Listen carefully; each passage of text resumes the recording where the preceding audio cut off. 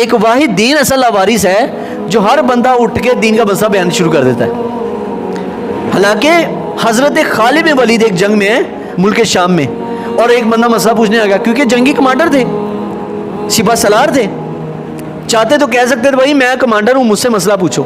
ایک شخص مسئلہ پوچھنے آیا تو آپ نے فرمایا بھائی مسئلہ مجھ سے نہیں پوچھنا, ہاں جنگی تربیت ہے, جنگ کے بارے میں مسئلہ ہے وہ میں بتاؤں گا, لیکن دین کا اور اگر مسئلہ آل اوور دین کو پوچھنا ہے نا تو تم معاذ ابن جبل کے پاس چلے جاؤ, وہ مجھ سے زیادہ دین کو جاننے والا ہے. کیا حضرت خالد بن ولید نے سرکار کی صحبت نہیں پائی؟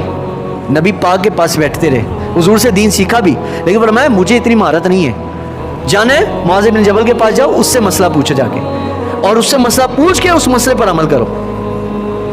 تو اپنی مرضی سے نہیں, صحابہ کرام ایسے ہی کرتے تھے. تو صحابہ کرام رضوان اللہ تعالی مجمعین تو عاشق تھے نبی کے دین سیکھنے کے, حضور